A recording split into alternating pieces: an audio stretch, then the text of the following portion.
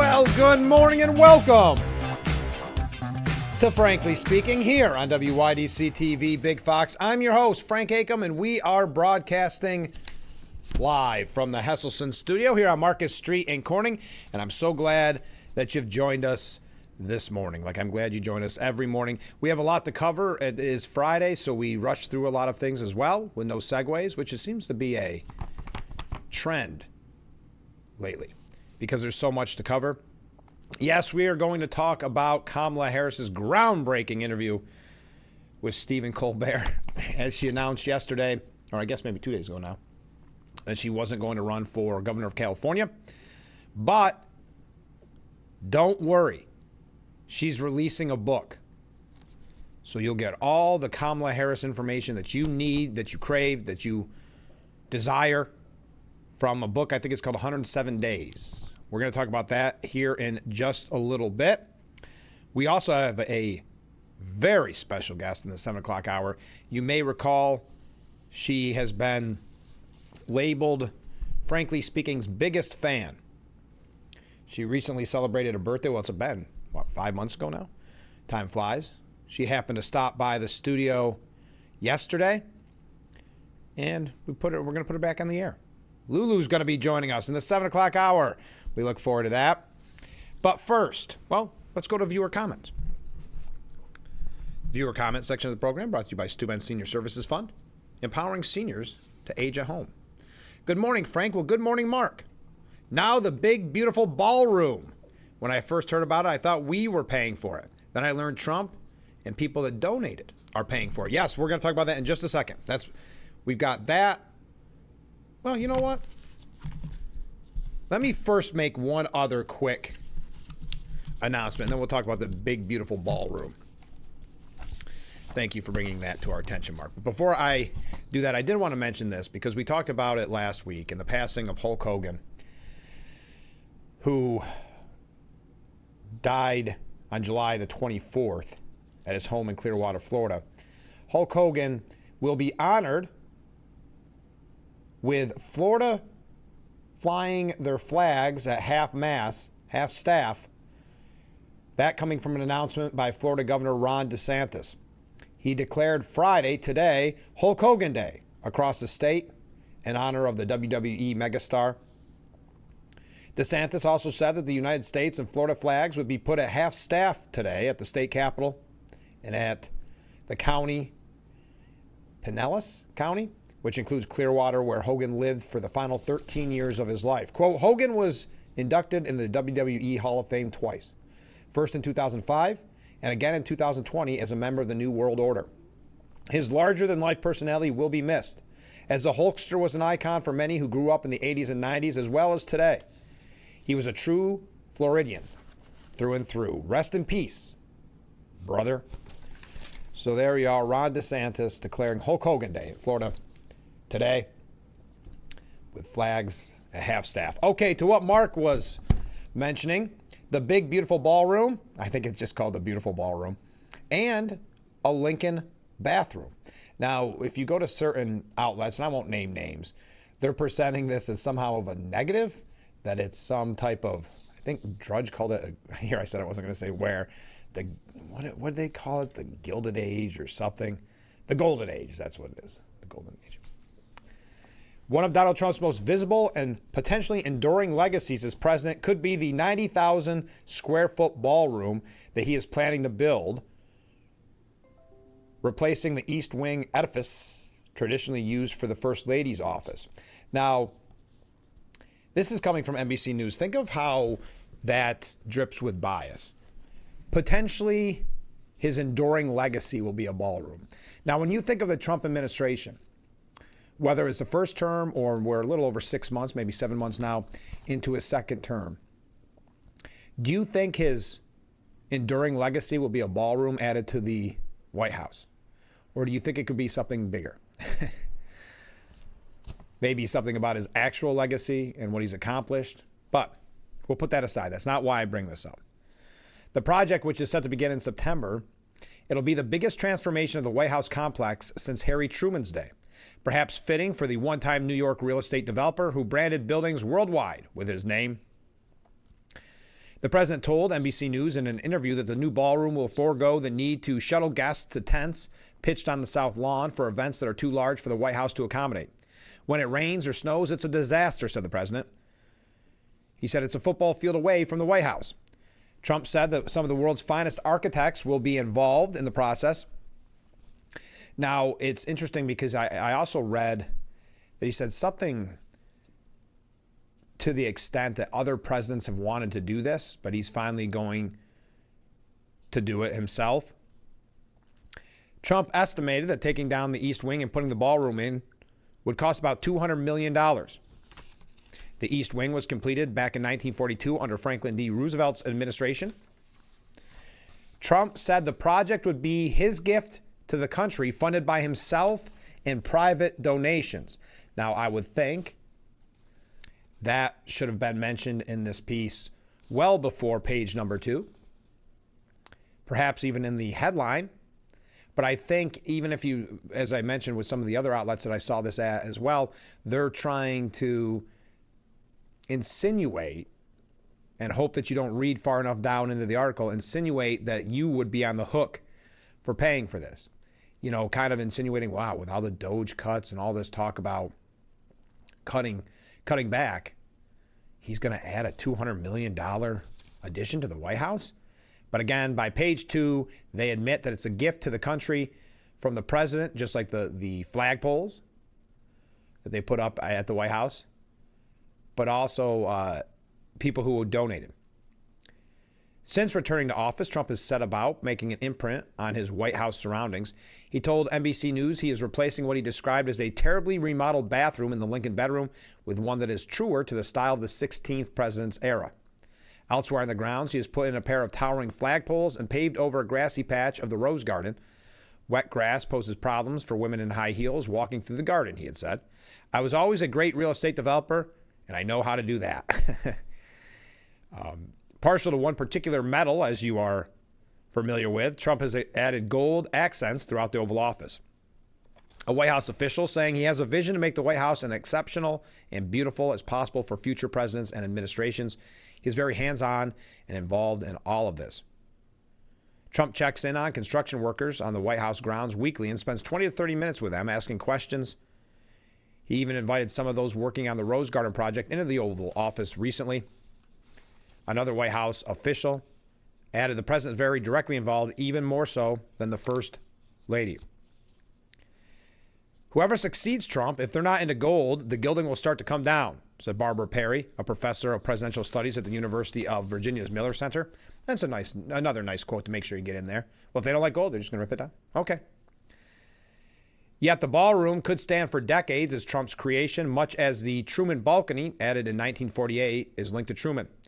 I'm doing a lot of improvements, Trump said. It'll be a beautiful ballroom. They wanted it for many years. So there we are. Let's see if they can find anybody else to badmouth Trump in this. The private funding arrangement for the ballrooms at least worries one congressman, Representative Mark Pocan. Thank heavens you reached out to Mark Pocan from Wisconsin, a Democrat from Wisconsin, to see if it bothers him. He's a member of the House Appropriations Panel that oversees the executive office of the presidency. He said in an interview, it appears that he's trying to do this perhaps with private donations, but that could be a little odd. Is it going to be a White House ballroom sponsored by Carl's Jr.? He asked rhetorically. This is a major renovation and clearly should come before the committee. This would fall under the definition of having proper oversight. It's a perfectly great conversation to have in a subcommittee meeting. Senate Democrat leader Chuck Schumer noted at a briefing that Congress had not appropriated funding for the ballroom, saying, listen, I'm happy to eat my cheeseburger at my desk. I don't need a $200 million ballroom to eat it in, okay? Okay. I'm not really sure what that's in reference to. At his desk, what does that mean? So even though this renovation that other presidents have wanted, and it makes it easier on the many guests that they have attend these various dinners and gatherings, they even in something this simple that's being paid for by anybody but the taxpayers, that's a reason to criticize the president. Just keep that in mind when we talk about what we're dealing with kind of the Trump derangement syndrome, if you will. There's other ways that people criticized him in this piece, because why not? Rufus Guilford, who was chief of protocol of the U.S. in the Biden administration, likened Trump's renovations to a renter overhauling apartment. He shouldn't make such dramatic structural changes to the iconic building on his own. The American people are Trump's landlords right now, said Guilford. I don't know. Maybe it's impeachable. Who knows? Thanks, Mark, for bringing that to our attention. But yes, even in a much-needed renovation to the White House, one that will prove beneficial to all the various dignitaries that visit, even that can be seen as a negative in the Trump derangement syndrome world. Now, yesterday was a big day for tariffs. We're going to talk about that. We're also going to talk about Kamala Harris and her new book and her sit-down, in-depth interview with one Stephen Colbert. We have a few New York updates, a few things about the Democrat Party in general. If we get to it, Russiagate and the information that's coming out there that the mainstream media is burying. There are some outlets that are actually doing the reporting on it. And we'll try our best to get to that. But I know it's going to be one of those mornings where we are just swamped. So stay with us. We're just getting warmed up. We've only talked 2 issues, and we're about to get into a lot of other issues. So keep those waves, keep those comments coming in, and we'll be right back with Frankly Speaking here on WYDC TV, Big Fox. The Frankly Speaking Roof Cam, brought to you by Boss Security in Horseheads. Contact them today for all your business and home security needs. We are back broadcasting live from the Hesselson studio here on Marcus Street in Corning. I have 2 quick announcements because I don't want to forget these, because they're two very different events, but big events coming up as you plan either your weekend or you plan on Monday. Don't forget that the Mustang Rally of the Finger Lakes is happening starting today, a cruise to Watkins Glen from 9 a.m. until. And tomorrow is the Mustang Rally from 9 a.m. till 3 p.m. And the Mustang Rally will be held at Veterans Memorial Park at James Street in Hornell. $20 registration day of the show. A trophy will be awarded at the ceremony at 3 p.m. This is the 16th annual Mustang Rally of the Finger Lakes. And the tradition continues in a new location, Veterans Memorial Park at James Street. Give you something to do tomorrow and have a fun time and see all those beautiful Mustangs. Also, on a very different note, if you recall, Kim Frock was joining us on the program, I don't know, maybe a month ago, and they were talking about at Corning Community College, SUNY Reconnect, and it's an amazing opportunity for people to receive essentially a free college education. And there were some questions about it. What it does is it offers free community college to New York State residents aged 25 to 55 and aims to help connect New Yorkers with good-paying jobs while boosting economic growth in key industries across New York State. Eligible New Yorkers can enroll full-time or part-time. That was a big difference because if you're still working, but you can still get that degree, to obtain an associate degree. And there's categories that it fits into. Well, they're going to have an informational meeting set at the Union Hall right here in Corning, the United Steelworkers Local 1000 Union Hall, located at 100 Nazareth Civic Center Plaza. Sessions will be held in person and are open to the public. So if you have any questions, they'll be on Monday, August 4th, so this Monday, at 8 a.m., 1:30 p.m., 3:30 p.m., and 5:30 p.m. And this is important, reservation, RSVP is not required to attend. There will be another informational session on it Wednesday of next week from 6 p.m. till 7 p.m. And that session will be offered both in person and virtually. So you can find out more at Corning Community College, SUNY Corning Community College's website. Just want to pass those along to you. Okay, back to the news of the day. The White House has released the new tariff rates. This coming in late last night. I think it officially went into effect at midnight. Trump has revised the list of tariff rates against nearly 70 countries set to take effect next week. Okay, so I thought it started today. My fault. The announcement follows a 4-month negotiating sprint with dozens of U.S. trading partners to lock in one-for-one agreements, some of which are reflected in the new list. Among the notable rates, and we're not going to go through the whole list, it's quite a lengthy list, but the notable rates which will be charged at 12:01 a.m. on August 7th. That's where I got my confusion. It's a week from today, 12:01 a.m. August 7th, rather than on the Friday deadline initially announced by the White House. The notable ones, 15% for Iceland and Israel, 30% for South Africa, 39% for Switzerland, and 20% for Taiwan and Vietnam. Brazil, the largest economic power in South America, will see its rate balloon to 50% on August the 6th, the president announced. The president previously threatened Vietnam with a 46% tariff during Liberation Day, but the country was able to reach a tentative trade deal with the U.S. earlier this month, which lowered its rate. Israel's new rate is 2% points lower than the 17% duty unveiled in April, despite not having made a formal agreement. Trump noted in his executive order modifying reciprocal rates Wednesday that some nations have agreed to and are on the verge of agreeing to meaningful trade and security commitments with the United States, while others either have not tried to strike a deal or, despite having engaged in negotiations, have offered terms that, in my judgment, do not sufficiently address imbalances in our trading relationship or have failed to align sufficiently with the United States on economic and national security matters. So again, it's quite a lengthy list. We're not going to go through all of them. It would not be conducive to time. The steepest tariff rates will be carried by Syria with 41%, Laos and Myanmar 40%, Switzerland at 39%, and Iraq and Serbia at 35%. The list also denotes, and this is important, a 35% rate on imports from Canada after Trump signed an order upping the current tariff by 10 percentage points. Countries not listed in the announcement will still be subjected to a 10% tariff, according to the White House. So that's your quick update. I know tariffs can get a little bit wonky. The numbers can get a little bit wonky, but I think it's worth mentioning. I do think it is worth highlighting, too. Again, the Canada's tariffs are now at 35%. That is kind of a major takeaway. They were originally at 25%.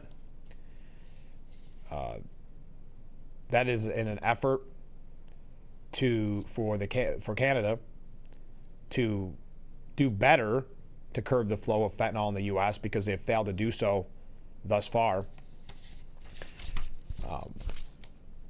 Also, Trump strikes a 90-day tariff deal with Mexico and renewed a 90-day trade deal with Mexico following a call with the president, Claudia Sheinbaum, extending tough tariffs on fentanyl, automobiles, and key metals. The development comes as his administration separately pursues a financial crackdown on cartel-linked Mexican institutions. President Trump announced on Thursday a 90-day extension of his trade agreement with Mexico. Under the deal, Mexico will continue to pay a 25% fentanyl tariff, 25% tariff on cars, a 50% tariff on steel, aluminum, and copper. Trump said, more and more, we are getting to know and understand each other. The complexities of a deal with Mexico are somewhat different than other nations because of both the problems and assets of the border.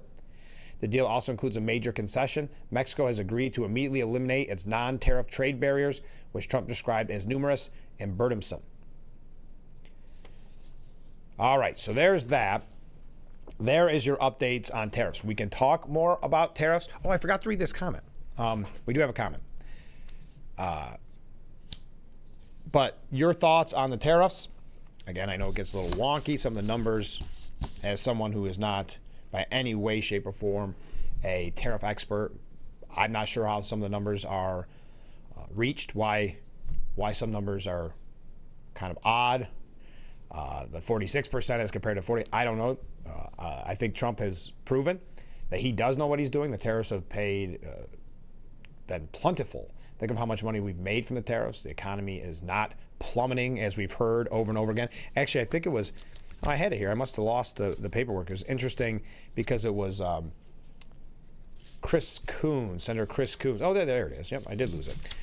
Chris Coons saying Trump's tariffs will cause double-digit price increases. How many times have we heard this?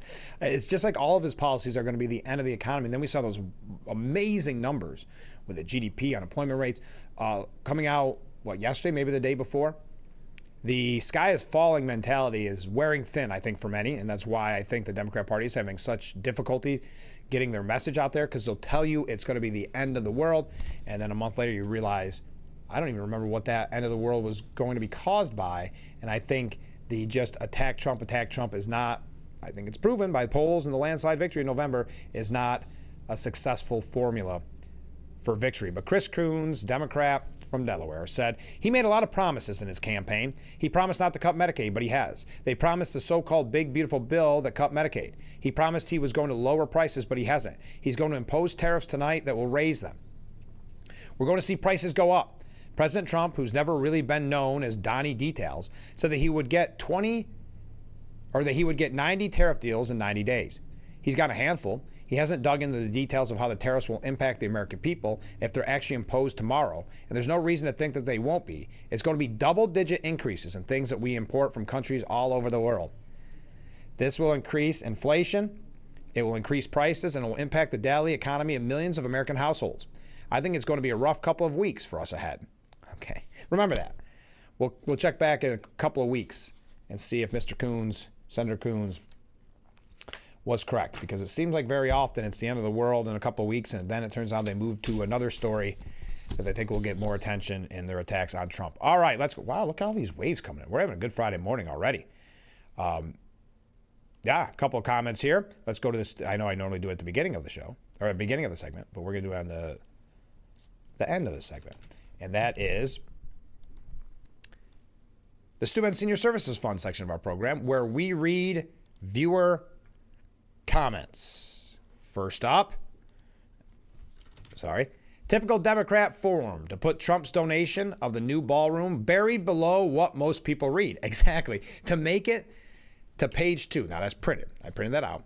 Page 2 is where they finally announce that Trump and private donations are paying for the ballroom.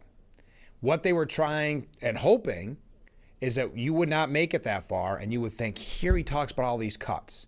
Here he talks about saving us taxpayers' money, and he's spending $200 million on a ballroom?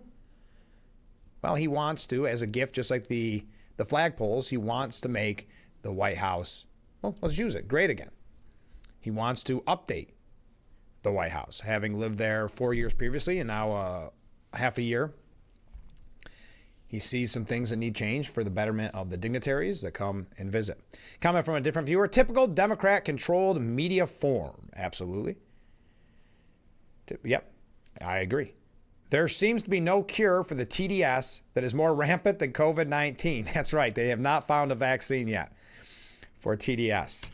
And I don't know what lab TDS was leaked from. We can all speculate there, but I agree. All right, when we come back, the moment you've all been waiting for, Kamala Harris is releasing a book. I hope it's in time for my birthday or Christmas or something. It's called 107 Days, something like that. Behind the scenes look at her campaign. I'm sure this is where we get the real facts, the real story. But we got to take a break. I'm running late.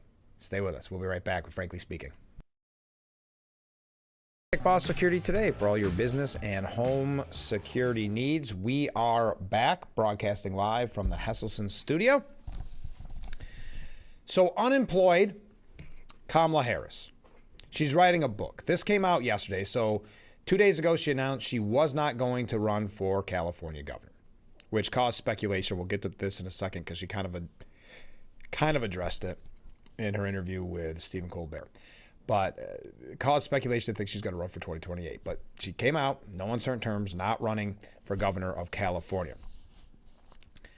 Kamala Harris announced plans to cash in, this is yesterday, on her 2024 election drubbing with a new book giving a, quote, behind-the-scenes look at the shortest presidential campaign in modern history. Quote, I believe there's value in sharing what I saw, what I learned, and what I know it will take to move forward. In writing this book, one truth kept coming back to me. Sometimes the fight takes a while, but I remain full of hope and I remain clear-eyed. I will never stop to make our country reflect the very best of its ideals.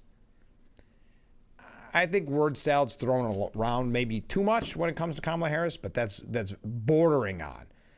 That is teetering on the edge of a word salad. The book titled 107 Days. There had been rumors of this happening for months. By the way, the book, so she's been busy. I know there's ghostwriters and things like that. But it is slated to hit the bookshelves on September the 23rd.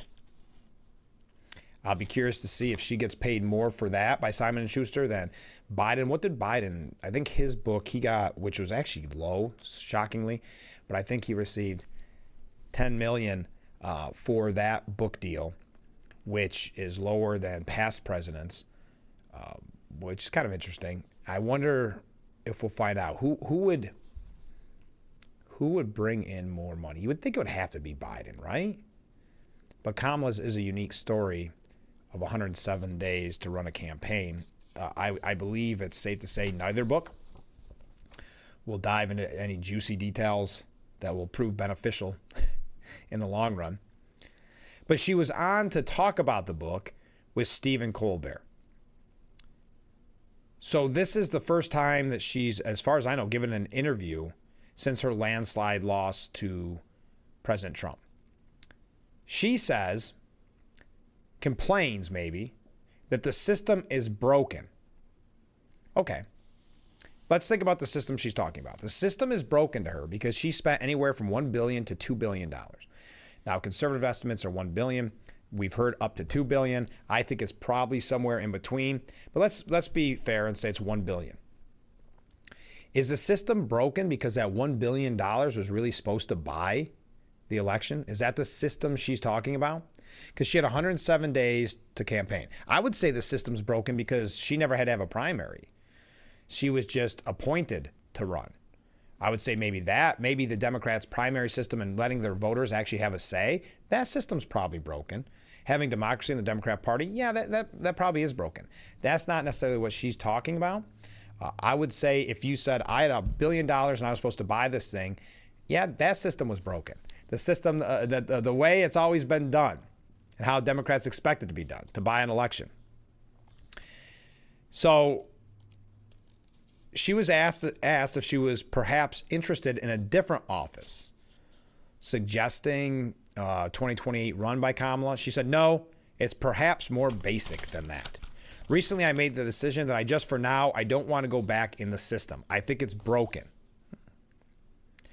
I'm sure the Gavin Newsoms, the Josh Shapiro's think the system is broken too because they might have had a chance to actually run against Trump if there were a primary. But Harris, who we all know lost the popular vote, the Electoral College, and every swing state to Trump, despite raising more than $1 billion, decided this story needed to be told. Quote, I always believed that as fragile as our democracy is, our system would be strong enough to defend our most fundamental principles. And I think right now that they're not as strong as they need to be. And I just don't want to, for now, I don't want to get back in that system. I want to travel the country. I want to listen to people. I want to talk with people. And I don't want it to be transactional where I'm asking for the vote. Now, Colbert, who was obviously a Biden-Harris supporter, even moderated the campaign fundraiser for Joe Biden before he dropped out of the race, appeared stunned by Harris's reluctance to get back into politics. It's harrowing, he said to Harris. I'm hearing you don't want to be a part of the fight anymore. To which Harris responded, oh, absolutely not. I'm always going to be part of the fight. So it's just considered a fight now. Is that fight a fight, quote unquote, for democracy that they talk about, even though they try to keep Trump off the ballot so you couldn't vote for him? You didn't even have a vote in their own party. That fight, that democracy, I don't understand why fight has become the acceptable word. You don't want to be a part of the fight. Okay. Now, Harris's appearance on The Late Show, her 8th on the program, mind you, comes ahead of the release of her book, 107 Days. The failed presidential candidate described her run against Trump as very intense, but also admitted that she never wanted to be commander-in-chief. Oh, now you say that, huh? I'm sure that's got to make the people that voted for her feel good. I never even wanted the job. There are some people who are born or grow up believing I'm going to be president. I want to be president. That wasn't me, Harris said. At one point, the funny man pressed Harris on the conversation she was having in the aftermath of Biden's disastrous June 2024 debate with Trump and whether people are telling her you should be prepared to replace the incumbent. There were some who did, Harris said, but listen, it was Joe's decision and he made that decision. He later attempted to pin Harris down on who she believes is currently leading the Democrat Party, but she refused to name anyone, instead arguing there's a lot of leaders. I'm not going to go through names because then I'm going to leave somebody out and then I'm going to hear about it. When asked how long she waited to turn on the news after her loss, she said months. I'm just not that into self-mutilation. I guess that's probably her joke. But I think that's a very telling statement, that there is no leader in the Democrat Party at many various levels. Chuck Schumer is not considered a real leader right now when it comes to Washington because he did not do a good job in resisting Trump, because that's really what the leader needs to be. Cory Booker's trying to make some moves to be that leader, as we've seen, but Harris refusing to say who the leader of the Democrat Party will be. She said there's lots of leaders, where Colbert made the joke, there's generally a leader of the Democrat Party. Who comes to mind? And she basically said, well, I'll read the whole quote. Why not? I think there's a lot of, I'm not going to go through names because I'm going to leave somebody out, and then I'm going to hear about it. But let me say this. I think it's a mistake for us to want us to figure out how to get out and through this and get out of it and put it on our shoulders of any one person. It's really on all our shoulders. It really is. All right, there you go. She also expressed her shock at the amount of capitulation that she has seen taking place since Trump took office. Perhaps it's naive of me, someone who has seen a lot that most people haven't seen. But I believe that on some level, there should be many who consider themselves to be guardians of our system and our democracy who just capitulated, and I didn't see that coming. Kristen Flemings has one other thing on this, and we're going to also tie this into Biden quickly, and then we're going to move on. We do have other Democrat updates, but that was breaking story. I'm guessing, and I shouldn't, assume, but I'm assuming not a lot of you watch Stephen Colbert nightly. So I thought I'd give you really not a lot of takeaways from there. She wouldn't name a leader. She says she's not going to run, and she's got a book out. That's basically the takeaways. Nothing really shocking. But there is one thing that Kristen Fleming said about the book that I wanted to continue on, and then we'll move on from that subject. But again, knowing that you probably didn't watch Colbert, I thought I'd give you that update. Maybe I misjudged, but stay with us. We'll be right back, frankly speaking, here on WYDC TV, Big Fox.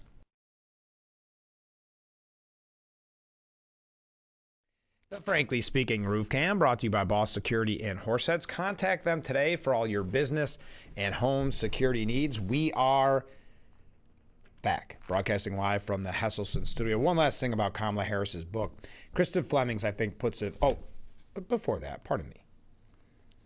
I almost forgot to read viewer comments, brought to you by Steuben Senior Services Fund. This viewer writes in, good morning. Well, hey, good morning. I'm convinced that celebrity book deals are nothing more than payoff or money laundering. Is there anyone who has listened to her speak for more than 5 minutes under the delusion that she could write a paragraph, much less a book? That's a great point. I do think when it comes to politicians, very much so. I mean, I don't want to completely say money laundering or payoff. But have you ever noticed a lot of times these failed politicians do get amazing book deals? You got Kamala Harris, Andrew Cuomo, and then you start to look at the numbers of what they sold, and you say, why? How are they making any money? How are these book companies not going out of business when they give these huge forwards or whatever they're called? Not forwards. What are they called? Anyway, where they get their money. Advances. Maybe that's what it is. But Biden, $10 million. And I'm not saying this, I don't care what your political affiliation is. I just don't see myself sitting down and reading the book about Biden, the book about Harris. Because do you believe, number one, that they fully wrote it? Number two, well, because some have said that the book by Biden is going to be written by AutoPen. But do you really think they're going to give you any salacious details, or there's going to be something in there you said, oh, you can finally admit you did this wrong? Or no, it's going to be pats on the back. And that's what's Kristen Fleming's point. She says, the new book is sure to be another self-congratulatory look at how she lost. Please unburden us. I love that. They say history is written by the victors. But following Hillary Clinton's template, presidential loser Kamala Harris is giving the world her take, whether it's wanted or not. She raised a good point because I forgot about that. Hillary Clinton has written at least 1 or 2 or 3 books, I can't remember, about how she lost, but it wasn't her fault. And I mean, really kind of pathetic. But on Wednesday, Harris announced she's not going to run for governor and that she's going to write a book. The politician, formerly known for being Brat, if you recall last summer, said she had written a memoir of the shortest presidential campaign in modern history. A diary of defeat, if you will. Apparently, she'll be promoting it. She did on Stephen Colbert's show. So much winning. With candor and reflection, I've written a behind-the-scenes account of that journey. I believe there's value in sharing what I saw, what I learned, and what I know will take to move forward. Anything written on her ill-fated attempt to win the White House should be a grim autopsy on a spectacularly bad campaign with a historically terrible candidate, a manual on what not to do. But judging by the tone of her messaging, she's clearly giving her disastrous presidential run a post-mortem glow-up. Harris is pumping it up to be a profound work that unlocks some long-held secrets about the wants and needs of Americans, as if we don't already know they are affordability, freedom, safety, and Sydney Sweeney in denim ads. Kirsten Fleming's is clever. I'll bet it's filled with vignettes about people she met along the way. The pages padded with selections from her word salad bar. In it, she'll write about being unburdened, eating no for breakfast, and all about the dreams and aspirations of Americans. In writing the book, one truth kept coming back to me. Sometimes the fight takes a while, but I remain full of hope and I remain clear-eyed. How comforting for us. The truth is that this will be just like her campaign, filled with empty platitudes and absence of substance. I expect other selections to focus on her running mate, Tim Walz, becoming her Doritos buyer, tossing her bags of her favorite snack during a campaign stop at a Sheetz. Or maybe how she was able to marshal the entire entertainment establishment to play concerts for her rallies in cities across the nation, and how cool it was to have Oprah throw a star-studded special for her. Hers was a campaign that really connected with everyday folks. Let's remember that Harris has made the Democrat candidate because after Joe Biden's catastrophic debate, the party could no longer hide the fact that they were running a confused old man grappling with disqualifying cognitive issues.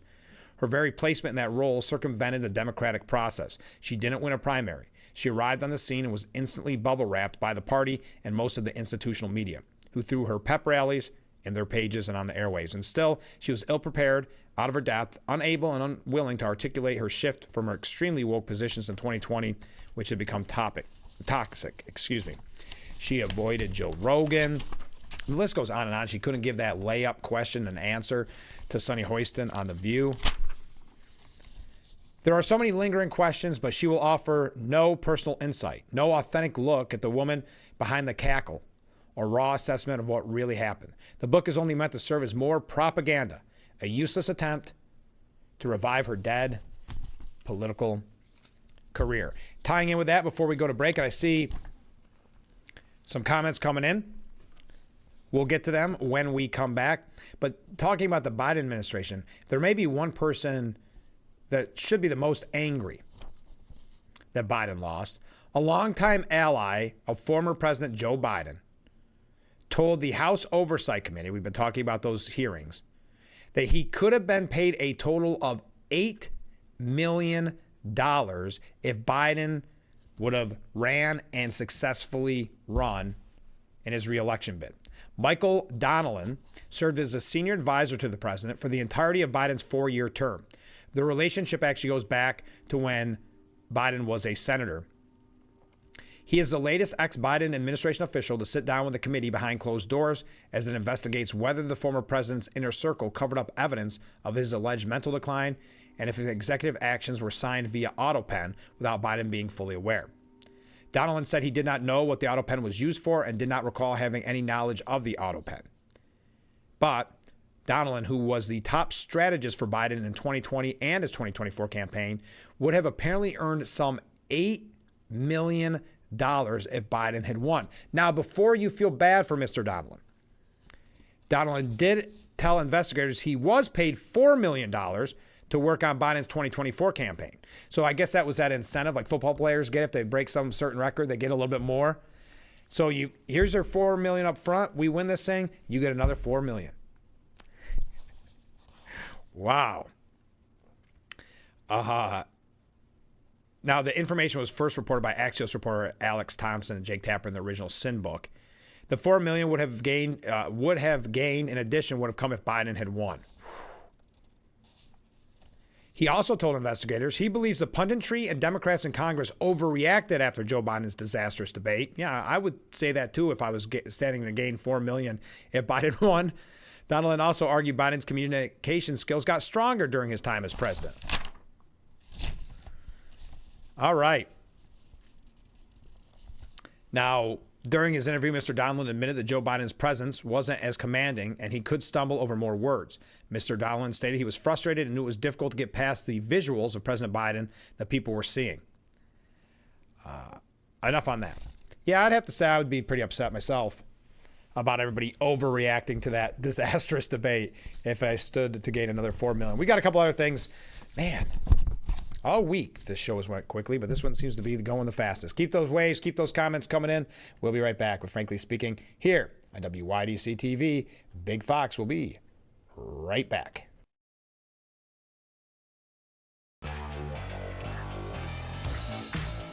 The Frankly Speaking Roof Cam brought to you by Boss Security in Horseheads. Contact them today for all your business and home security needs.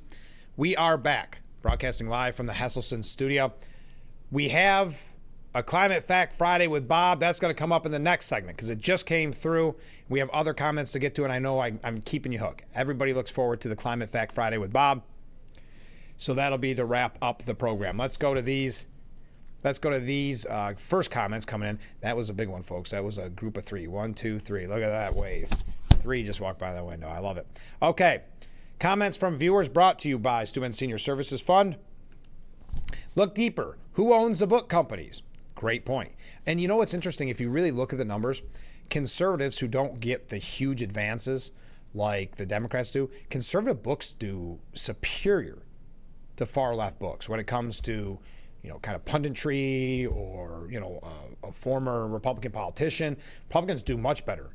Yes, the New York Times has tried to, their bestsellers list, tried to stifle them for years. But if you look at them, they're much better sellers than the Democrats. Simple as that. And yet the Democrats always make a lot of money off it. A lot of people lose money. So yes, I'm sure if you look at who owns the companies, it will end up being far left supporters. And who knows? Who knows? One viewer suggested that there could be some money laundering or payoffs there.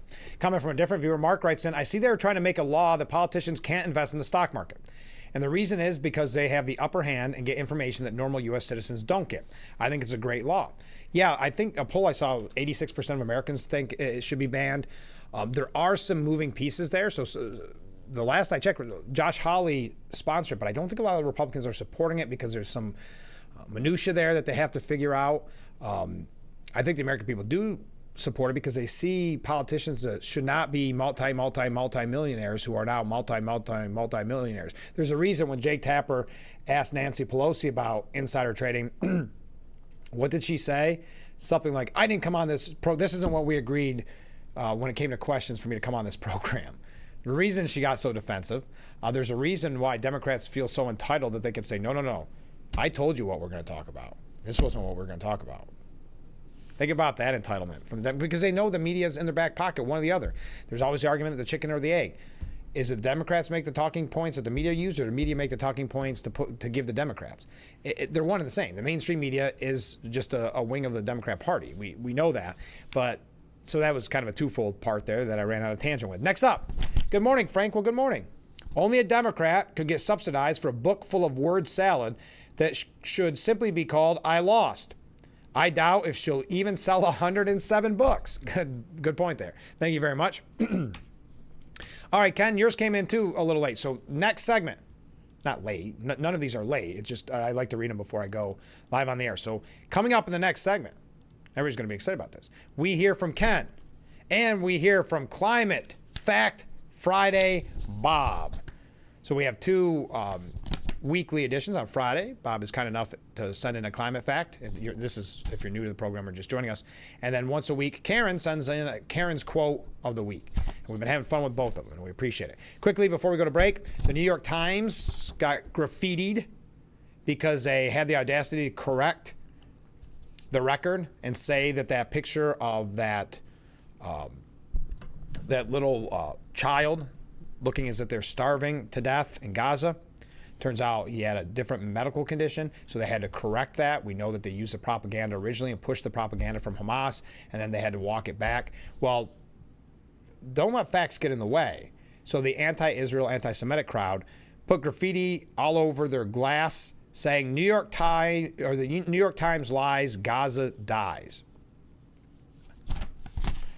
New York Times is in a weird position because they have to always be far left. If they do one little thing, their people turn on them. And just to tie in with that, this was predicted yesterday, I think maybe by Mark, but I don't want to give credit if it's not due to Mark. No, I didn't mean it like that, Mark. I'm sorry. I think it was you, Mark, but it may have been somebody else who mentioned Brown University would be the next to reach a deal with the Trump administration. Well, whoever said it was right. Brown University reached a $50 million settlement with the Trump administration. The private Rhode Island school agreed to pay $50 million over 10 years to workforce development organizations in the state. The settlement comes a week after Columbia paid $200 million, and it sounds like they're in negotiations with Harvard at this time. The university's foremost priority throughout the discussion with the government was remaining true to our academic mission, our core values, and who we really are as a community at Brown. This is reflected in key provisions of the resolution agreement preserving our academic independence. All right. A couple other things we'll breeze through. Next segment, just fewer comments. Then we're going to go into hour number 2. In hour number 2, we're going to be talking with Lulu, an update from Lulu. So stay with us. We'll be right back with Frankly Speaking.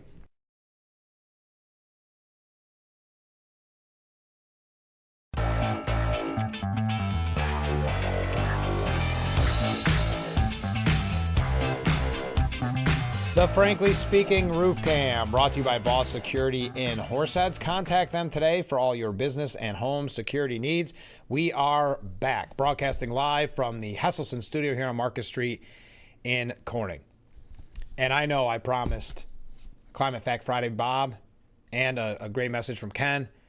And I'm not doing this to be a jerk or do some Media 101 to keep you hooked. We're going to wait to the next segment. I want to kick off the program with them because they're both great. And I had one story I want to bring to you, and it's just a throwaway, and I only have a minute to kill. So I don't want to rush through those great comments, which I would have to. So I apologize. But don't forget, we do have an update from Lulu coming in the next hour. Lulu is the Frankly Speaking's biggest fan. We celebrated her 4th birthday with her on the air about 5 months ago. Well, she happened to stop back into the studio. We grabbed some lunch, and we caught up on how Lulu's doing and how her summer's been treating her. So you won't want to miss that.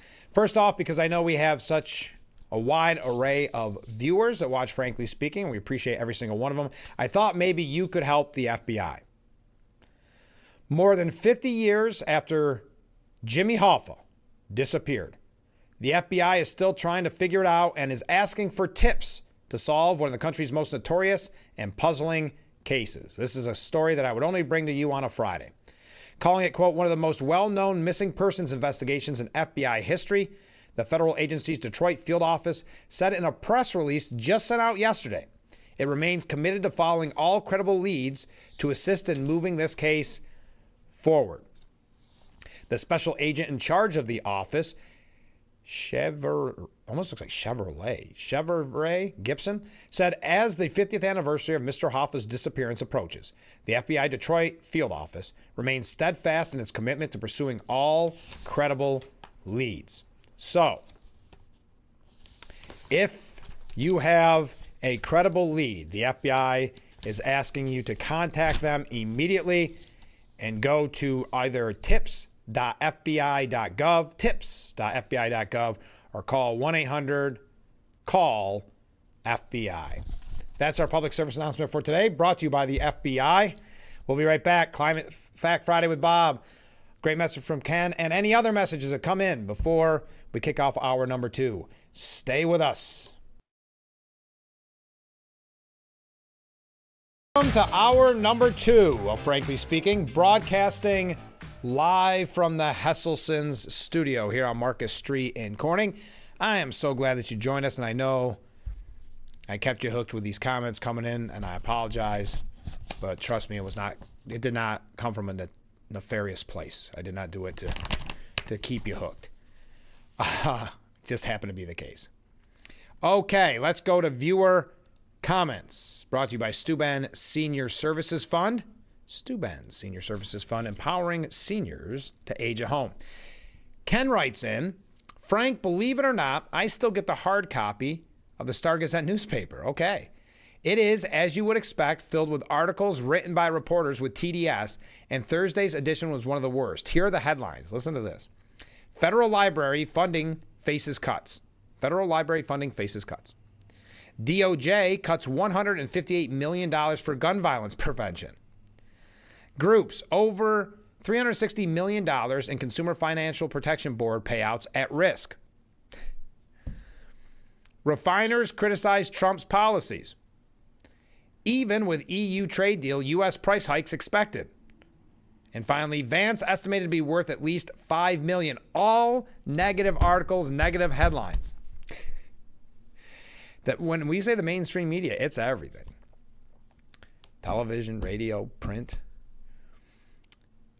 And by the way, Obama, Biden, Sanders, Pelosi, Clinton, and many others are worth a lot more than $5 million. Well, exactly. I don't even understand what they're trying to do there. I mean, there's a hatred for Vance because they see a real fear there that we could be seeing 4 more years of MAGA with a Vance administration because he's doing a wonderful job. And they don't like that. He's a brilliant guy. I had the pleasure of seeing him in person and to see the way he handles questions from the media. This was in Williamsport. And, some, of course, were, I don't remember. The media got booed over one of them. I can't remember if it was Russia or I can't remember. Some scandal of the day the media created. But he went from national stories to local, very local Williamsport questions. He didn't get the questions ahead of time, and he knew he did a great job. But anyway, I digress. Comment from a different viewer. Jimmy Hoffa shouldn't be too hard to find. I think that he voted for Kamala. I think you're right. I think I saw his name on the voter rolls. I appreciate that one.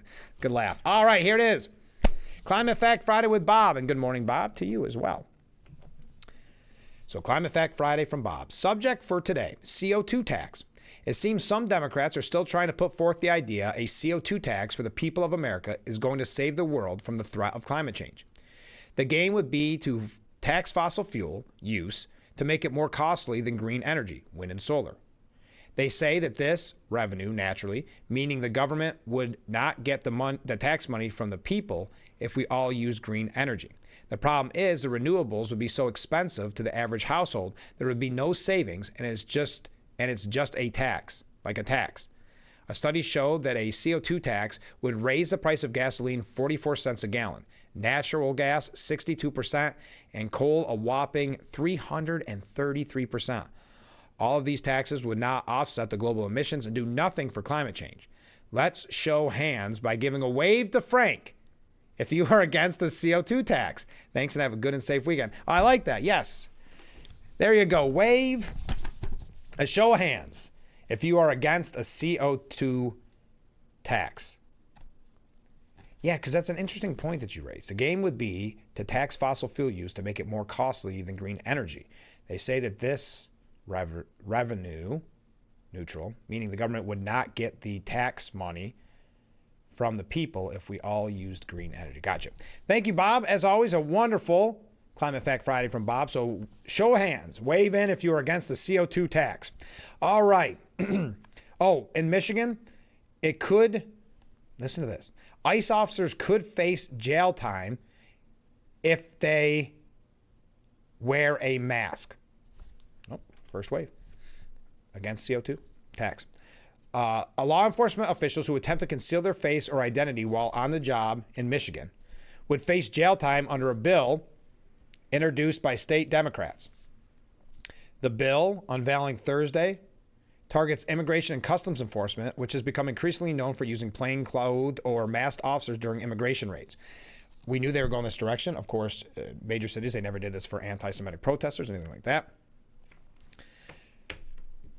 Just something to keep in mind. That's going to be a trend. I'm surprised that hasn't happened in New York City yet, or New York in general. But speaking of immigration, the Morning Joe, they even had to admit, Joe Scarborough, admitting that the southern border is as secure as it's been in 60 years.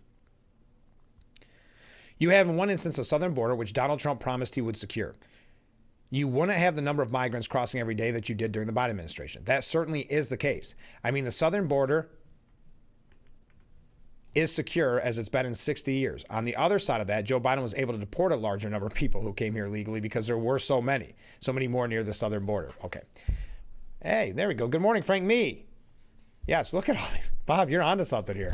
How have I not thought of this before? We could double our waves because they're technically still wave, and I'm not going to see if they've already sent in a wave, so we're counting it. I think, wow.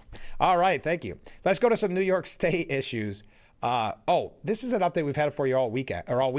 State leaders are open to helping struggling cannabis shops, and they criticize the Hochul administration and the Office of Cannabis Management. Just quickly, I don't want to go through the whole history. You saw it all week. But whatever you think about marijuana being legal, put that aside. It's law land. They said you follow all the rules, and we will give you the license to sell weed. So they do. They follow all the rules. They put a lot of money, invest a lot of money in their building and their product, blah, blah, blah, blah. And then the Office of Cannabis Management says, oops, we didn't do the math right, so no, never mind.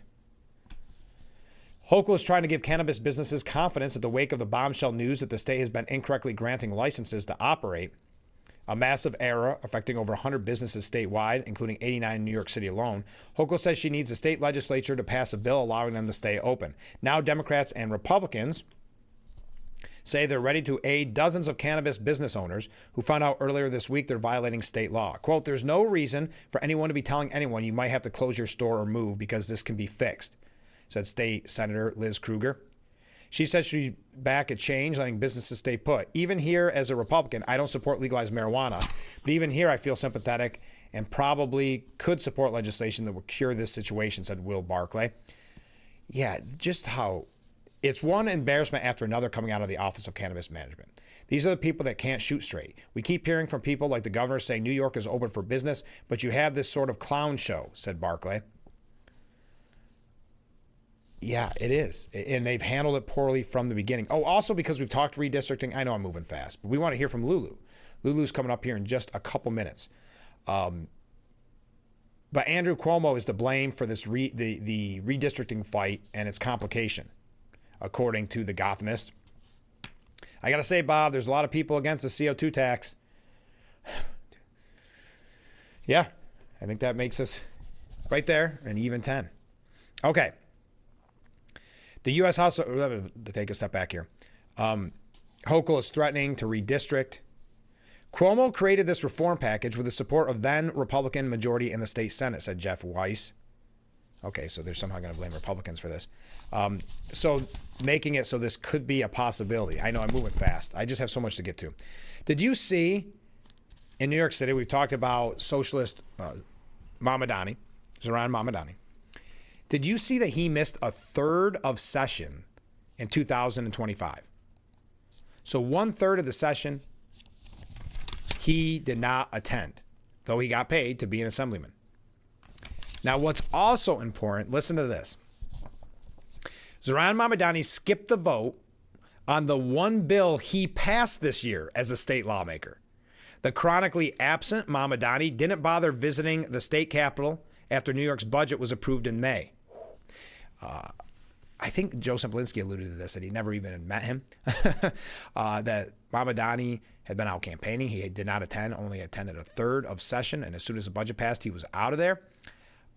This is very reminiscent of Bill de Blasio, isn't it? When Bill de Blasio was mayor, he was chronically late. He did not have that kind of work ethic. Oh, one more. While on the trail, he missed the June 13th vote for his only piece of legislation that passed the assembly this year.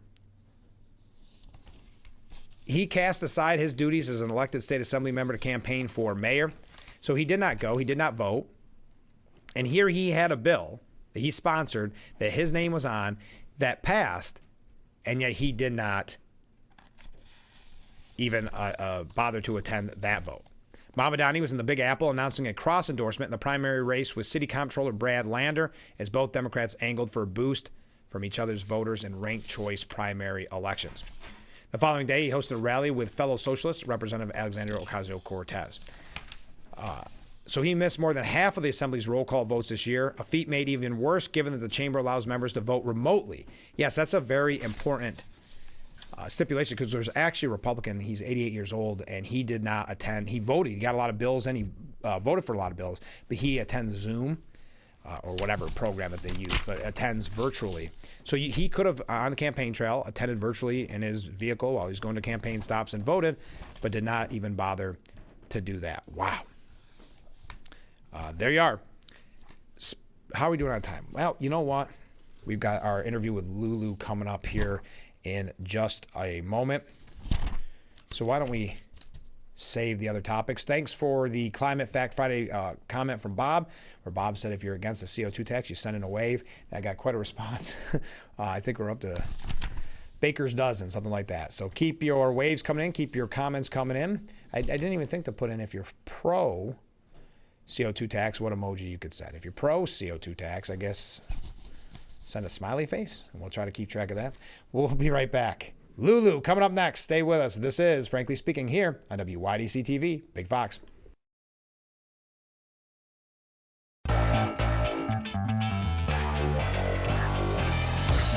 The Frankly Speaking Roof Cam, brought to you by Boss Security in Horseheads. Contact them today for all your business and home security needs. Welcome back to Frankly Speaking here on WYDC TV, Big Fox. I'm your host, Frank Acom, and we are broadcasting from the Hesselson studio. And in that studio, we have a very special guest making her second appearance on Frankly Speaking. Let's everybody say hi to Lulu. Hi, Lulu. Hey. What do you think? This is your second time on. You've got to be used to this by now. Are you excited about doing the show again? Yeah? So how's your summer been? Good. What's been your favorite part of the summer so far? Just been so busy? Do you miss going back to school? Yeah. Do you miss your friends? Yeah. Do you want to say hi to your friends? Wait. No. No. You're being quiet. You were talkative before. So you didn't have one favorite thing about all of summer. Is it today? Okay, that makes it best. That's the best. Being on Frankly Speaking and going to get lunch on Market Street. When you're walking around Market Street, you get to meet a lot of your dad's friends. Yeah, that he sees every day? Yeah. What do you plan on doing today? What's the rest of your day? Because you have the day off. Yeah. Just going to walk around Market Street a little bit more? Eat food. Ooh. And what's the special treat after you eat lunch? Ice cream. Which one are you looking forward to the most? The food or ice cream? Ice cream. Yeah, that's an easy question. I'm just trying to fill time. So last time you were on the show, what did people say? Were they excited to see you? Mm-hmm. I know a lot of people were very excited to see you and said that they loved you on the show. They thought you did a great job. And they all wished you a happy 4th birthday back then. We got a lot of viewer comments. They were excited. So are you a star? Are you signing autographs now? Yeah? Does that happen a lot? So, how is it different when you watch it on TV as compared to when I'm interviewing you in person? Mm-hmm. It's the same? Yeah? Are your sisters jealous because you've been on more than them? You don't even care. You're already a diva because you've been on twice. Right? Will you do this again? Do you get nervous when you come on? No, you don't, do you? No. I don't know if I have any more questions for you. Let's see. We asked about summer. We asked about school. Is school starting pretty soon? Yeah. New school. New. You're going to a new school? What school is it? Do you remember? The YW. Oh, are you excited? Are some of your friends from the old school coming too? Oh, you're making all new friends. Maybe they're watching right now. You think? That'll be exciting. They're gonna come in and see that you're already a star, and they're gonna say, "There's a star of TV, Lulu, in person." And then you will have to sign autographs. You don't believe me? You don't believe me? So before you go, is there anything you want to say to all your big fans watching out here on TV this morning? Big hi? Okay, you promise you're going to be back on again soon, right? All right, promise? All right, we'll talk to you soon. Thanks, Lulu. All right? All right, we'll be right back with Frankly Speaking. The Frankly Speaking Roof Cam, brought to you by Boss Security in Horseheads. Contact them today for all your business and home security needs. We are back, broadcasting live from the Hesselson studio here on Market Street in Corning. Thank you so much for joining us, and thank you to Lulu for being our very special guest during the Steuben County Office for the Aging section of our program. Steuben County Office for the Aging, committed to maximizing quality of life, safety, and independence. And coming up next week, during our interview segments. We've got a lot of special guests. We're going to hear from Sticka, you know them, the Southern Tier India Cultural Association. India Day is here already. Wow. Summer's moving fast. India Day is going to be August 9th at 3 p.m. right here in Corning Centerway. We're going to find out all about it. We talked with them last year. We'd love to hear all about their organization. Next week, we'll also be talking with Tim Colpine about the Elmira Impact Hockey. The young kids get involved with that. That's going to be fun. We'll hear all about this season, their 6th year. Hard to believe. And we'll also hear from the Corning Painted Post Middle School Drama Club summer production, which is called Big Fish. And those performances are coming up starting August 7th through the 9th. We'll tell you all about it, tell you about Big Fish, where you can get tickets, all of that, and much more. So next week is busy, and that's just what we have in the books already. So don't miss a moment next week. Let's go to Steuben Senior Services Fund section of our program where we read viewer comments. This viewer writes in, the cannabis shop location issue was not a mistake. One of the ways the Democrats got the legalization through is by telling us the locations would be controlled. So pot is legal and oops, your shop is in the wrong location. Oh, wait, we made a mistake. Your location is fine. Smoke and mirrors. Well, the whole thing seems to be smoke and mirrors. It's been a disaster from the beginning. Sorry, I didn't want to spill that. So I do appreciate that. I just, whatever, again, it's like Will Barclay said. He wasn't for legalization of marijuana, but what they did to these businesses just reeks. Okay, comment from Ken. He writes in, do you and Climate Fact Friday, Bob, or affectionately known as CFFB, remember the investigative report on Al Gore's push for countrywide carbon credits? It's noted that Gore was so heavily invested in California's cap and trade investment vehicles that if it went nationwide, he would have been an instant billionaire. The only thing that Ilhan Omar ever said that I agree with is true for most politicians and activists. It's all about the Benjamins, baby. Yes, I remember that with Al Gore. Al Gore made a fortune off of that. And he was, of course, one of the biggest proponents of the carbon credits because he was so heavily invested. I remember that at the time. I remember Rush Limbaugh had brought it up a lot, and some of the, at that time, there wasn't as much alternative media. Fox News, of course, still very successful. They were reporting on it, but, you know, it was coming from those outlets. And, yeah, it exposed him for what it was really all about at the end of the day, bringing the money in, I should say. Oh, hey, this is interesting. You know the name, Senator Alex Padilla, who got the grandstanding, got his moment in the spotlight at that ICE detention center.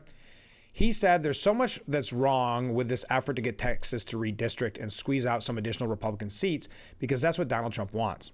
Never mind, they don't mention already where Hochul's pushing to do the same thing. But anyway, starting in with how they're going about it, Donald Trump calling for it from the grounds of the White House and engaging White House officials, top Department of Justice officials to coordinate with Texas Republican officials in this effort. The president has made it clear he's not even trying to hide it.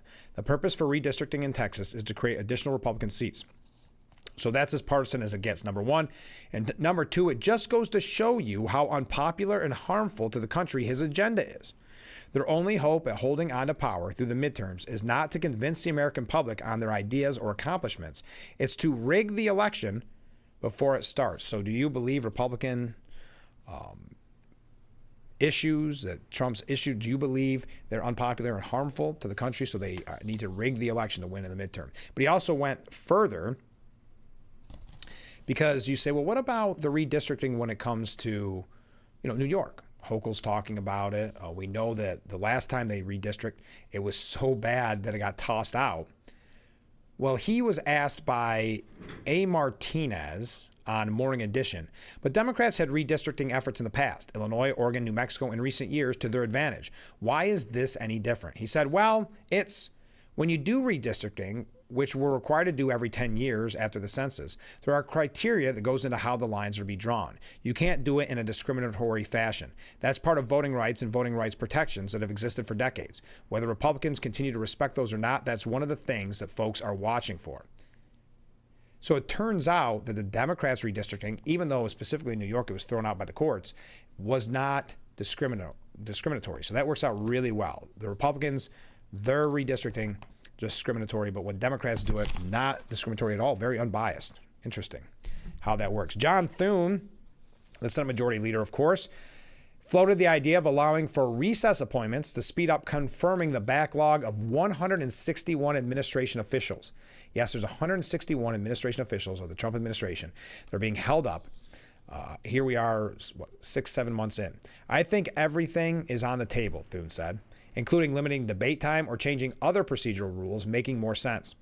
The Senate has confirmed just 115 appointees, leading some members of the Republican conference, like Mike Lee of Utah, to call for a cancellation of the August recess to ram through the rest.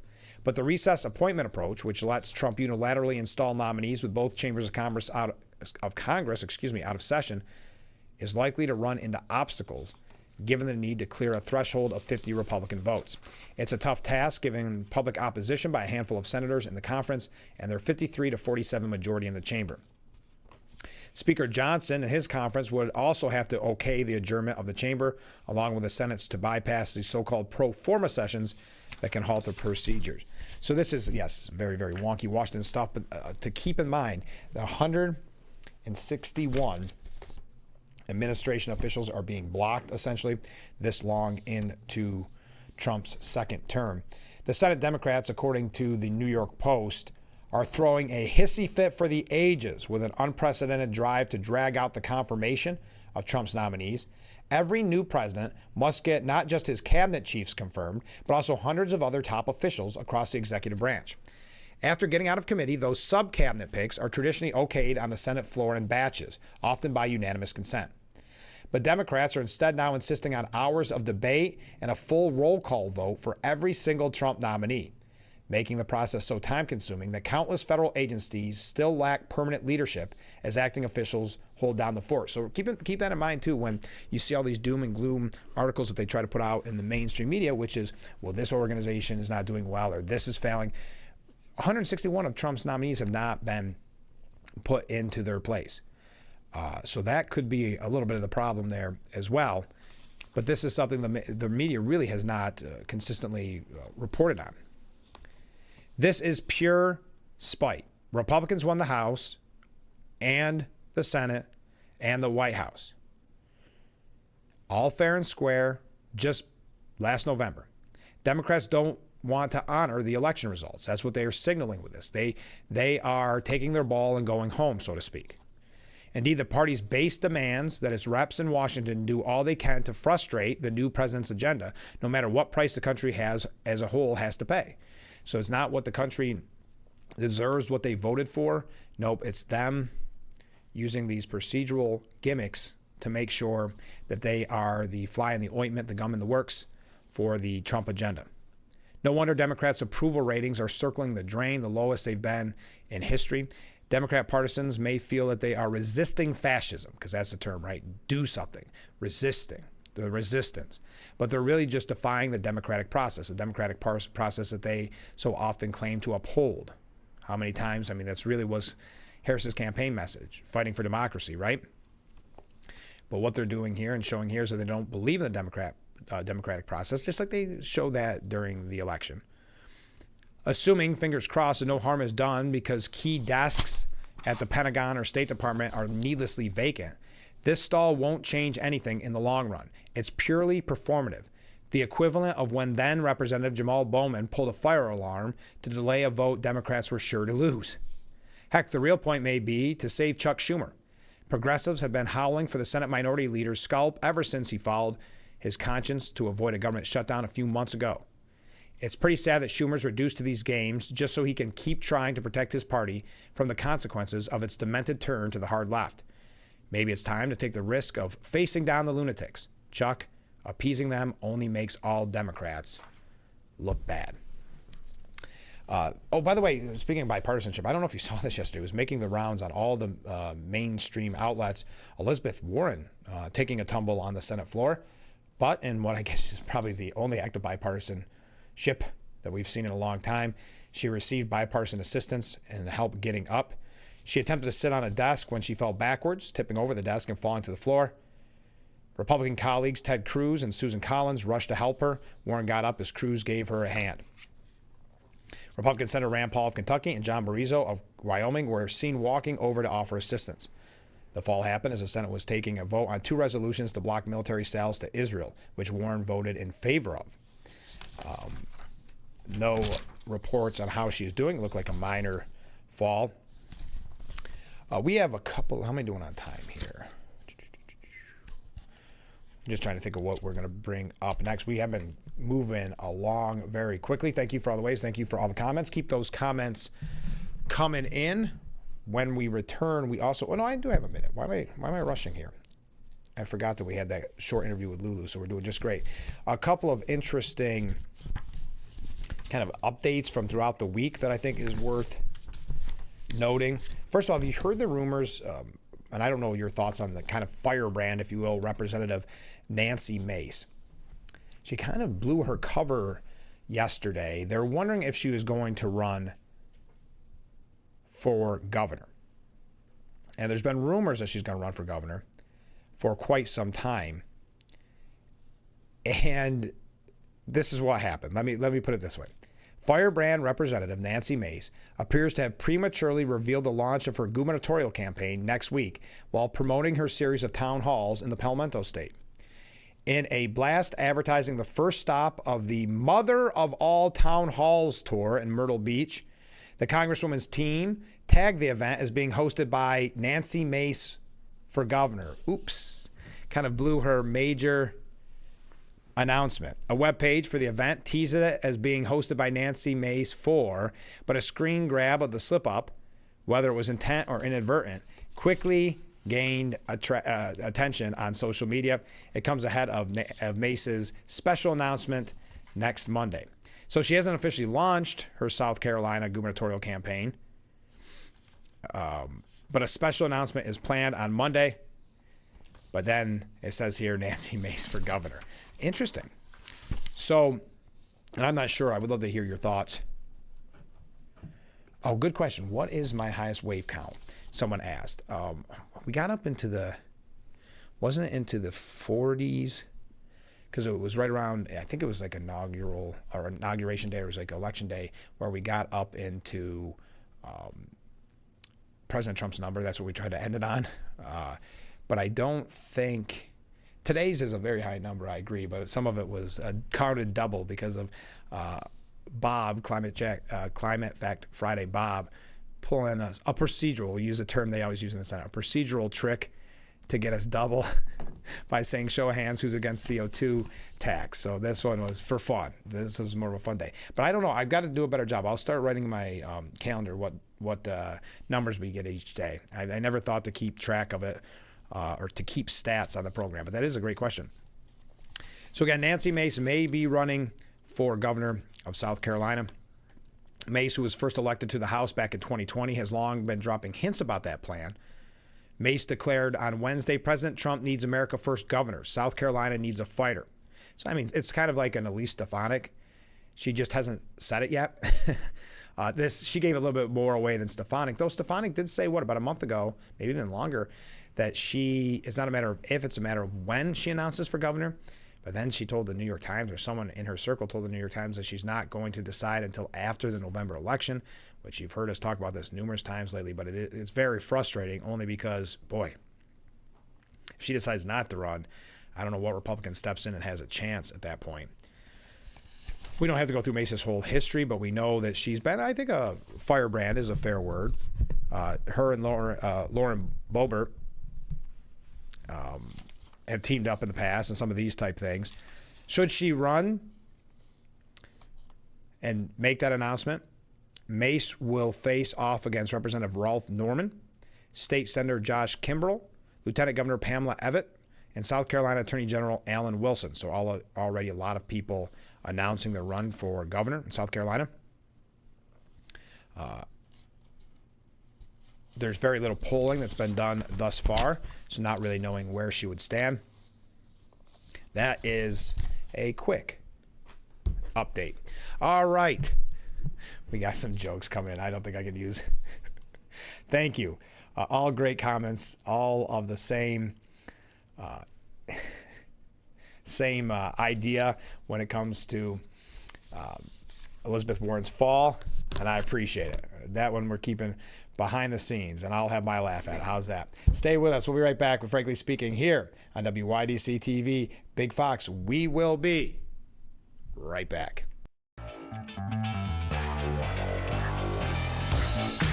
The Frankly Speaking Roof Cam, brought to you by Boss Security in Horseheads. Contact them today for all your business and home security needs. We are back, broadcasting live from the Hesselson studio. Thank you so much for joining us this morning. There was a quick update before we get into the Hillary Clinton. It's a scandal if you do the research, but the media is not being forthcoming with that research. They would rather obviously talk about Jeffrey Epstein because they believe that is more of a cudgel against Trump, that they can use that as a weapon against Trump. So they focus more on that. But speaking of which, the Daily Beast has been forced to apologize and retract an article. The Daily Beast is a far-left outlet. We have quoted them in the past on some of the more radicalized things that they have said. Well, the Daily Beast took down an article Thursday alleging a modeling agent connected to notorious predator Jeffrey Epstein introduced Melania Trump to her husband, President Trump. Wow. The article, which detailed claims made by author Michael Wolff, was replaced with an editor's note apologizing for any confusion after the First Lady's lawyers contacted the far-left outlet. After the story was published, the Beast received a letter from the First Lady, Melania Trump's attorney, challenging the headline and framing of the article. After reviewing the matter, the Beast has taken down the article and apologizes for any confusion or misunderstanding.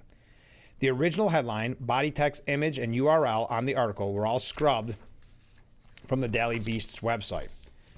Wolff, who President Trump last month blasted as a third-rate reporter, laughed at even by the scoundrels of the fake news, charged in an interview that Melania was very involved in Trump's relationship with Epstein. She's introduced by a model agent, both of whom Trump and Epstein are involved with. She's introduced to Trump that way. Epstein knows her well. So the Fire and Fury author's reporting has drawn heavy skepticism from journalists in the past. Wolff is a shoddy, dishonest journalist, and his book has to be read with suspicion, said even left-wing journalist Jeet Heer, arguing that Wolff clearly plays loose and with the facts in his book about Trump's first term in the White House. That same year, New York Times reporter Maggie Haberman told CNN that Wolff gets basic details wrong in his book and creates a narrative that is not true and conceptually true, but with details that are often wrong. In her self-titled 2024 memoir, Melania explained that she met Trump at a September 1998 Fashion Week party at the Kit Kat Club in New York City, saying, quote, "I saw my friend wave at someone behind me. When I turned around, I noticed a man and an attractive blonde woman approaching us." Melania wrote, "Hi, I'm Donald Trump," the man said when he reached my table. There you go. So retracting, and that this goes in line with what we've been talking about, whether it's a lawsuit Paramount or with CBS, and the lawsuit with ABC. They're not standing for the misinformation any longer, and they're not just doing it by calling it out fake news. They are going after it in a legal fashion to make sure there is some integrity left. Now, Daily Beast, you would always argue, was questionable on integrity. They're far, far left and do play fast and loose with the facts. And they don't hide the fact that they're far left. Unlike the mainstream media outlets and news on CBS and ABC, who do try to hide it. In this instance, they are very clear with who they are. Now, here we go. Let's see. Do I have time? Or do I have to take another break? Let's get to a couple other things before we talk about that Hillary Clinton deal. We had talked about the big, beautiful ballroom that the president and some donors are paying for out of their pockets to add to the White House. We talked about how the media kind of buried that little fact, wanting you to believe that you were paying for the ballroom, but no, it's being paid for by Trump and some, I guess you could say, supporters. Also, I think this is worth mentioning because Trump is good at raising money, that's for sure. Trump has secured $1.4 billion in financial commitments since winning the 2024 election, filling his war chest to help Republicans keep the House and Senate in next year's midterm. That's a source close to the commander-in-chief. $1.4 billion. We're talking Kamala's spending limit in 107 days. That's some serious money. Trump started raising the funds the day after he defeated Harris to become the 47th president. The pledges come from several initiatives, including the Republican National Committee and Trump's super PAC, Make America Great Again, Incorporated. Trump has hinted at having a large reserve of political cash in recent months and vowed to help out his allies however he can in the races against Democrats come 2026. Now, that kind of money is very, very significant. They are game changers. In presidential races, they say when you win the presidency, usually the midterms don't go well, Trump said. I think they're going to go great. The president's party has lost seats in the House of Representatives in all but 2 midterm elections since 1938. With 1998 and 2002, the lone exemption, the party that holds the White House has had better luck in the Senate during midterms, gaining seats on 6 occasions over the same period, including in 2018 and 2022. Quote, I think we're going to really increase our margins by a lot, Trump predicted in February, saying the GOP had raised $608 million in the first 3 weeks of his second term and claiming that he was going to keep bugging donors up until the midterms to provide more cash. Quote, so we've got the money and I got to spend it somewhere. If I can't spend it on me, I guess that means I'm going to be spending on some of my friends, right? A lot of friends. The person close to Trump called the $1.4 billion intake unprecedented and predicted it will give Republicans leverage in a fight to expand their congressional margins. Quote, the funds streaming in show how much support is behind President Trump. Having the finances to support candidates in the midterm will be a huge advantage. Yeah, $1.4 billion in a war chest. That is remarkable. I mean, I wonder what that could mean. I just out of curiosity. I guess if you want to focus on the House and the Senate, boy, I wish some of that money could go to it, at least Stefanik, huh? Now, Vice President Vance was tapped to be the Republican National Committee's finance chair in March. The post is an unusual one for a VP to hold, but will make his focus of GP fundraising efforts leading into the midterms and ahead of a likely presidential run in 2028. Vance headlined a fundraiser dinner in Nantucket last week, raking in $3 million in donations. We had brought that story to you when it occurred and some of the things that he'd said, but $1.4 billion cash on hand. All right. We got a few things here about, they're calling it Russiagate, but I think it's worth mentioning because you're not going to find it elsewhere in the media, but there's some very interesting things that come out of these documents. If there's anything you want to weigh in on, please feel free because we are nearly running out of time. We got about 15 minutes left. Again, as a reminder, first of all, we want to thank Lulu for being on the program this morning. We want to thank Don Berlew, president of Watkins Glen International, for being on the program yesterday. Next week is race weekend at Watkins Glen at the Glen. That's going to be a fun week, so we thank Don for coming in during her busy time. Next week, we're going to be talking with representatives from STICA, Southern Tier India Cultural Association. They have their Indian Day celebration going into 20 years, 2 decades now. They've been holding India Day. Well, India Day will be held this year on August 9th at 3 p.m. right here in Centerway in Corning. We're going to find out about what the event entails, who's going to be there, special guests, those type of things. That'll be next week, as well as Tim Colpe with Elmira Impact Hockey. They're going into their 6th year where young college-aged hockey players come into town and play to get all that practice. They move into the area, and they have a blast. Last year, they had a really good season. We're going to talk to Tim about that next week, and we're going to be talking to the Corning Paint and Post Middle School Drama Club. They've got their summer production coming up called Big Fish, and that kicks off on August 7th and runs through the 9th at the Corning Paint and Post High School Theater. We're going to have 3 or 4 guests in the studio. We're going to hear all about the play, what you need to know so you can purchase tickets. That's just the 3 that are set in stone. Surprise guests pop in occasionally, so we'll keep you updated if we fill in any more. It's getting that time of year where events are starting to kick back up, and we're having some really special guests lately. So stay with us. We'll be right back with Frankly Speaking here on WYDC TV. Big Fox, we will be right back.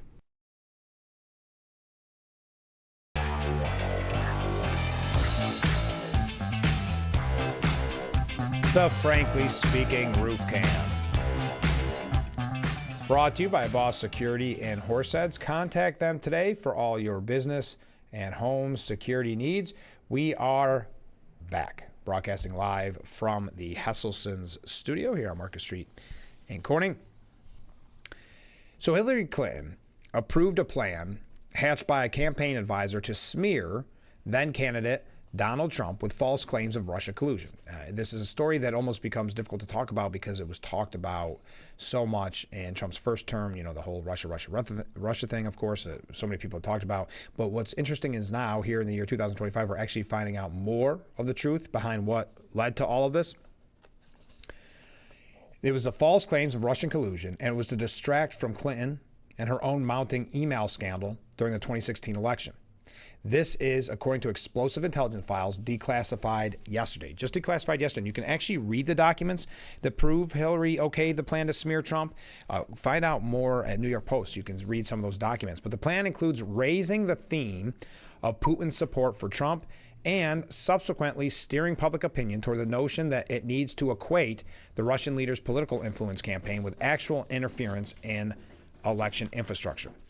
Clinton approved a plan proposed by one of her foreign policy advisors, Julianne Smith, to smear Donald Trump by magnifying the scandal tied to the intrusion by the Russian special services in the pre-election process to benefit the Republican candidate, said one of the declassified memos.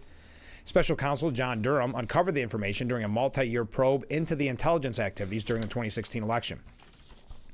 Attorney General Pam Bondi, FBI Director Kash Patel, and other members of the U.S. intelligence community declassified the files from Durham's probe at the request of Senator Chuck Grassley.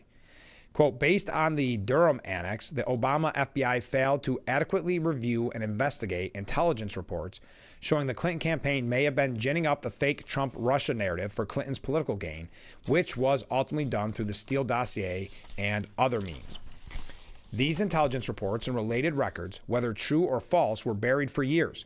History will show that the Obama and Biden administration's law enforcement and intelligence agencies were weaponized against President Trump. The political weaponization has caused critical damage to our institutions and is one of the biggest political scandals and cover-ups in American history. The new Trump administration has a tremendous responsibility to the American people to fix the damage done and do so with maximum speed and transparency. Now, one of the ways they're trying to deflect from this, Brennan, Comey, Hillary, is they're trying to say that this is, I'll get to that in a second, Mark. What they're trying to do here is to say this is just a distraction from Epstein, that this is the weaponization somehow of the actual, who was it? Brennan said it's the U.S. government institutions are being used as political footballs. That's according to John Brennan on MSNBC. He said it's so unfortunate that partisan politics is now seeped into the highest level of the intelligence community. And that's why I think it's important for us to continue to speak out and try and at least push out information about what actually did happen back in 2016 and what can continue to happen if we still ignore what the Russians do with our election. Our institution, the Department of Justice, the FBI, the CIA, the NSA, defense intelligence agencies, all these really are so critically important to our national security, but also global peace and security. When we see these institutions being torn down and being used as political footballs, this is really detrimental to, I think, our interest as a country. And that's why I think it's important for people to speak out, not to do it for political reasons, but to call people out when they are saying things that are wrong, when they're misrepresenting, mischaracterizing the facts. The American people are going to do all the different news organizations, and they're being misinformed. So quite frankly, I don't blame a lot of people who have the misimpressions because they're being fed these false narratives. I do blame the people in Congress, the people who know better, but continue to deceive and continue to mislead for just craven political purposes. That is something that really irritates me. Now, Gowdy had a different opinion. Trey Gowdy had a little bit of a different opinion on Comey and Brennan. He was on Fox News' special report. Gowdy said, the one name that does not come up tonight so far is Chris Wray. We did not go from Jim Comey to Kash Patel. We had an FBI director named Chris Wray, and Congress repeatedly asked him for all the information you have on the Hillary Clinton email investigation and the Russia investigation. And what Durham put in the annex and what Kash Patel found in those burn bags, Chris Wray never bothered to turn over to Congress. So yes, these reports may be missing something because the FBI aided and abetted the DNC. The fact that Jim Comey wanted Hillary Clinton to win the White House, I'm telling you, Brett, he had done generational damage to the Bureau. And unfortunately for Brennan, the same allergy to the truth that he has now. He's allergic to the truth. He lied in that part of the testimony and a lot about whether or not the dossier was used in court filings, the statute drawn. But to Leslie's point, handcuffs are not the only way we meet our accountability in this culture. There's shame. There's history. It's not just prison. There are other ways we meet our accountability. The fact that somebody is not wearing handcuffs does not, to me, think that what they did is okay, because it wasn't. All right, Mark is suggesting in the viewer comment section of our program, he said, let's make it a record. Everyone wave goodbye to Frank.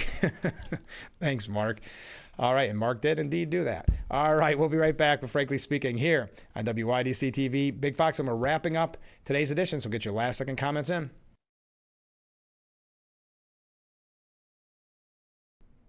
What a beautiful view there. Thank you to Boss Security for bringing us the Frankly Speaking Roof Cam. Contact them today for all your business and home security needs. We are back, broadcasting live from the Hesselson studio. We got some extra waves coming in. We appreciate that. Mark and Bob both encouraging those waves hard this morning. I do appreciate it. Just wrapping up, you can read the documents to prove Hillary Clinton okayed the plan to smear Trump with a Russian collusion. That is an article by Josh Christensen at the New York Post. Newly declassified intelligence files bring fresh, hard proof that Hillary Clinton's 2016 campaign completely cooked up Russiagate. This declassified document dump, if you will, came out yesterday. A total lie that top intelligence officials nonetheless proceeded to amplify and that all too many Democrats still believe. The polls do show that they still believe them. These memos from the first half of 2016 center on confidential conversations between members of the Democratic National Committee and top staff at George Soros's Open Society Foundations, and the info is damning. Julie says it will be a long-term affair to demonize Putin and Trump. Now it's good for a post-convention bounce. Later, the FBI will put more oil into the fire. That is an exact quote of July the 25th. That shows a clear expectation that government agencies would be colluding in the scheme, making it far more than just a campaign trick. Yet the campaign's plan includes raising the theme of Putin's support for Trump and subsequently steering public opinion toward the notion that it needs to equate Russian influence campaigns with actual hacking of voting machines. And it is. Douglas Murray says at the bottom of the day, it is important to get answers on Hillary Clinton's Russiagate plot. Deflection, distraction, and dishonest are just some of the accusations leveled at President Trump's recently for saying he'd like to look into past Democrat conspiracies against him. The president's critics have claimed that he's simply trying to put away the Jeffrey Epstein story. Even some of the president's defenders have sighed that surely he should focus on moving forward and not get distracted in these past problems. But at the end of the day, we need answers so something like this can never happen again. We are out of time for today's edition of Frankly Speaking. I almost broke the record, folks.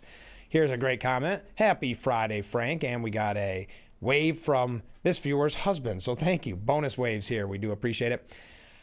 Have a great weekend, everyone. I hope you do too, the viewer who sent that in. I hope everybody has a great weekend. Again, busy week next week with guests and just a lot of time to spend, you and me together. We want to thank Lulu, Frankly Speaking's biggest fan, for being on the program this morning. We're glad that she could stop by the studios and say hi and give us an update on her summer. I think she did a good job. And join us. Have a great weekend. Thank you. And join us every weekday morning starting at 6 a.m. for Frankly Speaking, only on WYDC TV, Big Fox. We will see you Monday bright and early. I look forward to it already.